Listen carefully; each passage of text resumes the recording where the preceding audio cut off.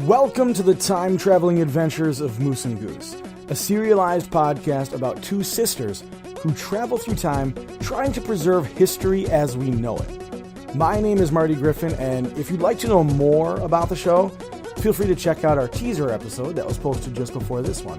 But this is episode number 1, so you're in the perfect spot to start. This show is for kids and about kids, which means we will have a ton of ways for you to interact with us. I'm here with my daughters, Taylor and Samantha, who are going to help direct the show, and I'd really love help from you too. If you can draw pictures of the adventures that Moose and Goose go on, or perhaps ones that you'd like to hear them go on, we'll give you a shout out right here on the show and feature you on our social media accounts. For now though, let's get on with the show.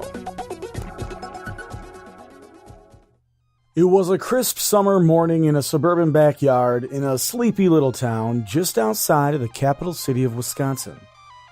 The birds were singing and there was a slight breeze to the air. Everything appeared normal, just like any other Saturday.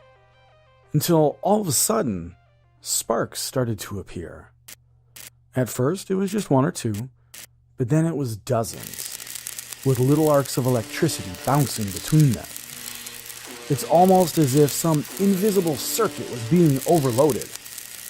The sparks started to pour out like a shower, and then the electricity intensified. The air started to crackle as it kept building. Then, a giant crack of lightning appeared out of the clear blue sky, causing a huge puff of smoke. As the smoke drifted away, you could see a giant, elaborately decorated cardboard box start to appear. There were wires going in and out of the top and the sides, some copper and curly, others just straight and colorful. The box started to rumble again, but this time it was more organic than electronic. A panel lifted vertically, and out tumbled two girls. The young blonde had a short ponytail and was bordering on 10 years old.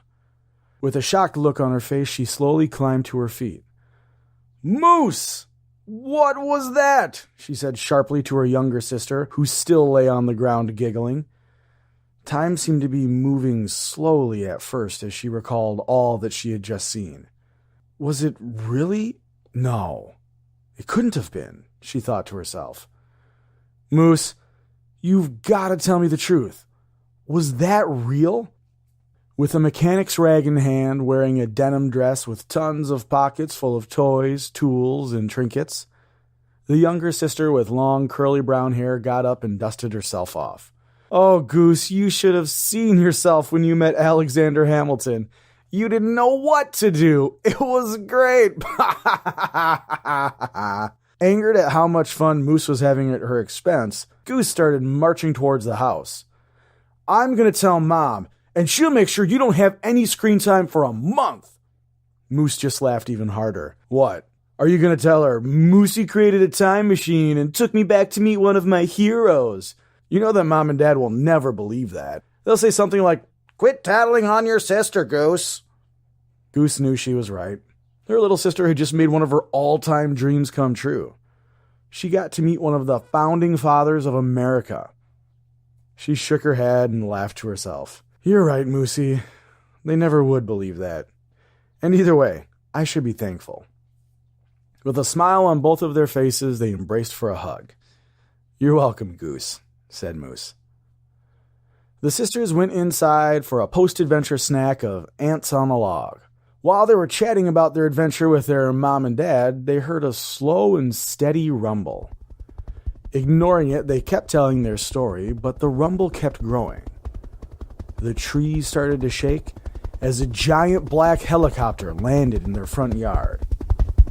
A tall, older man ducked as he stepped out of the helicopter and started walking towards their front door. His suit and sunglasses were black, but he had white hair pulled back tightly and wore a bow tie that was so vibrant it seemed to sparkle in the sun. Their dad raised an eyebrow. "Is there something you girls need to tell us?" Moose and Goose blurted out simultaneously, "We may have created a time machine in the backyard." The knock at the door was inevitable, but when it happened, it was softer than they would have imagined. Their mom and dad stepped outside to have a conversation with the man from the helicopter. Moose and Goose listened carefully, but the conversation came through mostly as mumbles as they listened through the door. They were certain that there would be significant consequences for their actions. "I think Mom and Dad are sending us off to some kind of boot camp for summer break," Goose said nervously. But after a lengthy conversation, the girls' parents came back inside. "Moose, Goose," their mom said proudly, "this is Dr. Brown. He's with the Department of Advanced Technology, and he'd like to have a word with you two." Dr. Brown was standing just off their front porch with his hands behind his back, his bow tie shining even brighter in the direct sun. "Good morning, ladies," he said cheerfully. "Do you know why I'm here?" The girls stood stone silent and unmoving. "My name is Dr. Brown, but you can call me Doc. I'm the chief scientist and the director of the Kids Division of the U.S. Department of Advanced Technology. Do you know what we do there?" "A bunch of boring research," said Goose, suddenly emboldened by his kind demeanor. Doc chuckled to himself.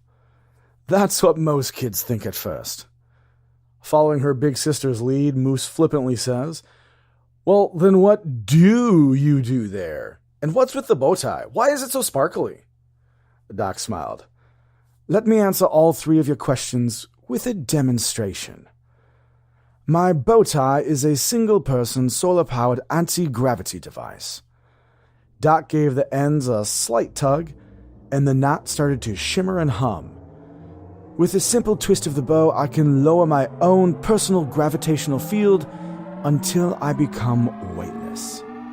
The battery at the sensor holds a charge of 1.21 gigawatts, which can keep the average human weightless for about 30 minutes. As Doc slowly turned the bow, the hum became higher and higher pitched.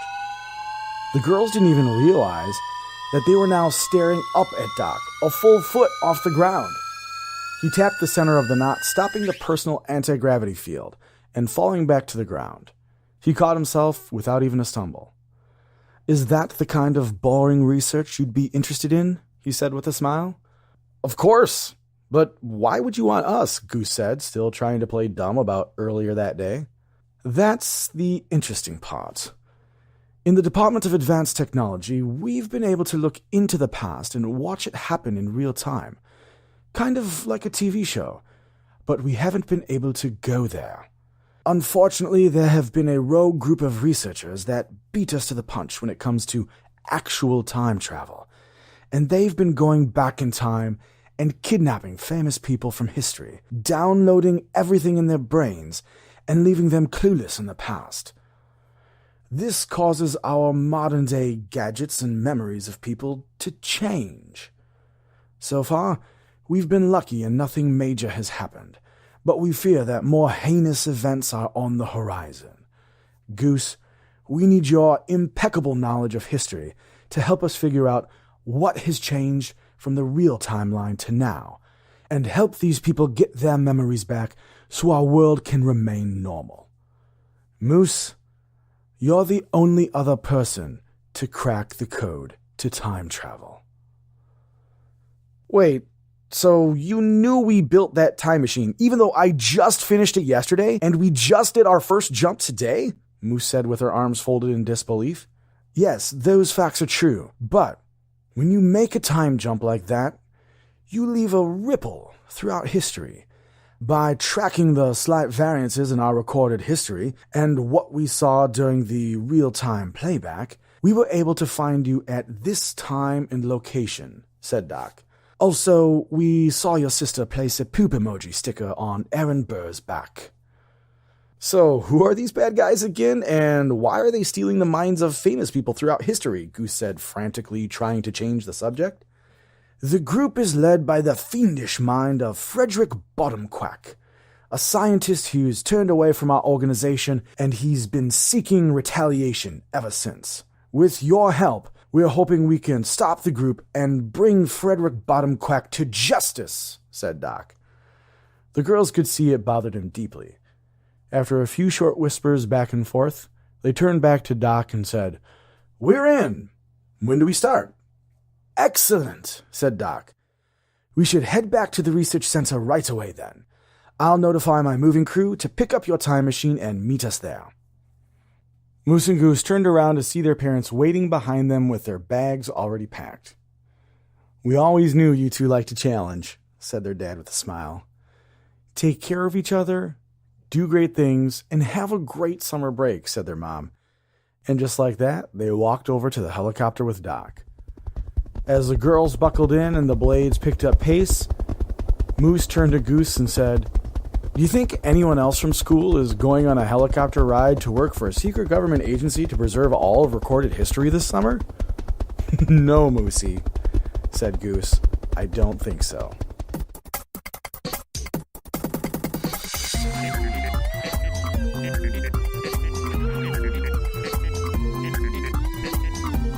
As Moose and Goose left the chopper with Doc following closely behind them, they were perplexed at what stood before them.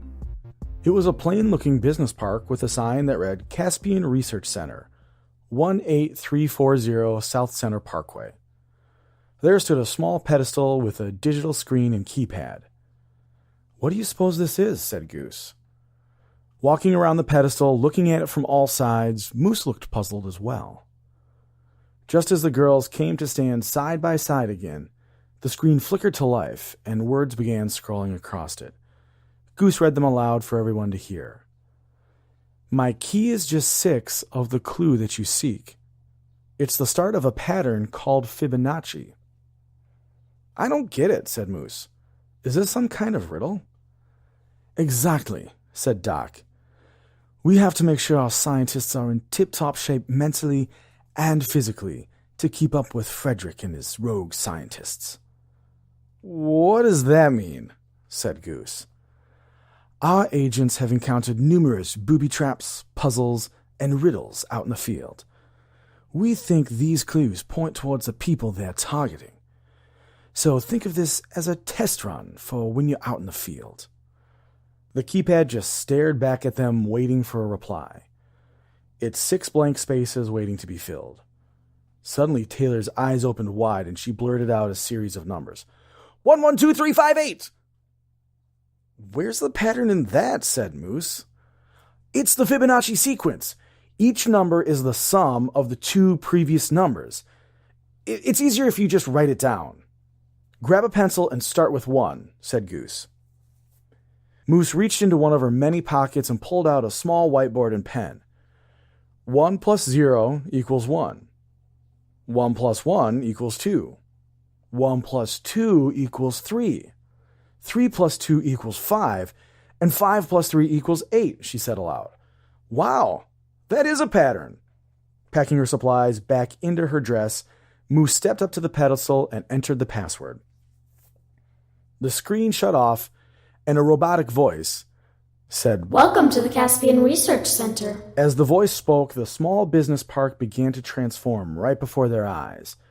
It looked like individual panels were turning and flipping over to reveal a massive building the size of an airplane hangar.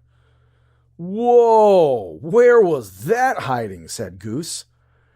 Nowhere at all, said Doc. It was here the whole time. There's a tiny cloaking device housed in that very pedestal, and when you correctly responded to the clue, it unveiled what was actually underneath. The girls walked in through a pair of giant sliding doors that were at least 2 stories tall. Once inside, it was like they were in the world's largest science lab. There were experiments and equipment tests going on everywhere. In one corner, they saw a scientist who was about 9 years old adding a few bright pink drops to an Erlenmeyer flask that had a boiling clear liquid in it. As soon as those drops touched, there was a bright flash and a loud fizzing noise, like someone had opened 100 bottles of soda at once. Moose and Goose stood transfixed at what they saw. Out of the flask, a giant cloud of probably 1 billion bubbles erupted and instantly froze in place. Wow, what was that? Asked Moose. That's one of our young scientists perfecting our bubble bridge, designed to get you over troubled waters in a pinch, said Doc as they walked further through the research center towards their time machine. As they finally arrived at the large cardboard box, Moose and Goose walked slowly around it, inspecting the structure and all the wires carefully. Yep, here's our little emoji. Turns on a dime and travels in time. I'm sorry, did you say emoji? Said Doc. Yes, Moose said proudly. EMOJI, electromagnetic occasion jump inducer. Ah, I see, said Doc while stroking his chin. Yes, well, the name's all well and good, but if you don't mind, I'd love to see a test run. Say to 10 minutes in the future. Sure, we'll see you in 10 minutes. Well, about 90 seconds for us, 10 minutes for you, said Goose, as she lifted the vertical panel and walked into the emoji. As the panel was about to close, a small voice rang out. Wait, said a young boy no more than 5 years old. Now that you're officially part of the department, here are your communicators and your identification. He handed over 2 slim wallets and what looked to be 2 watches. The watches have temporal locators in them, so no matter where or when you are, you should be able to communicate with the research center. Sounds good, said Moose, taking their new gadgets as she continued the pre-jump checklist. The door closed again, and all the scientists standing around the emoji took a step back. They could hear Moose and Goose calling out their final checks, and the countdown began. 10, 9, 8, Moose called out. The air in the Caspian Research Center started to crackle. 7, 6, people's hair began standing on end. 5, 4, sparks began to fly, and electricity began to arc between the coils and wires atop the emoji. Everyone took another step back. 3, 2, 1. A blinding flash appeared out of nowhere, followed by a deafening boom. And the emoji was gone. Some of the researchers were taking notes, and several of the scientists were intently focusing on monitors tracking the emoji.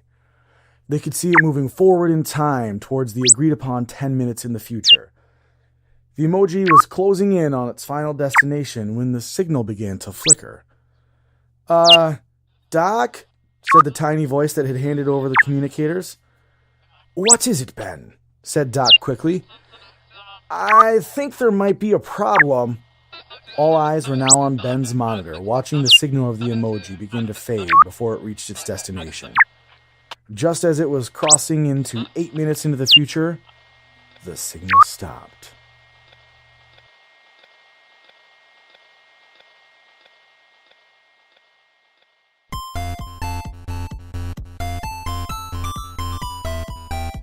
Alright, so that's the end of episode 1. It's emoji time.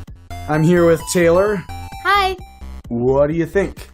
Don't leave us on a cliffhanger again. Well, that's kind of the point, is to get people to come back and keep listening so they want to hear the rest of the story. Well, at least tell us what happens soon enough.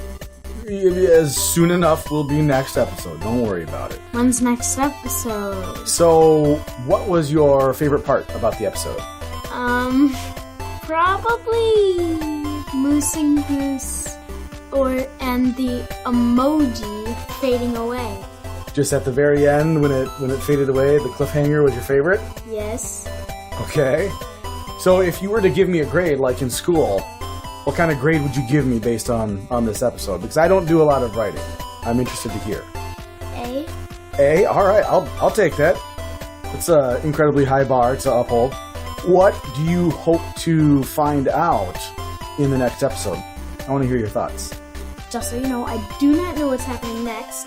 I think Frederick Bottomquack and his crew is going to steal the emoji with Moose and Goose in it, and then they're going to take them back into time or to their headquarters, wherever that is, and kidnap them and take the emoji from them.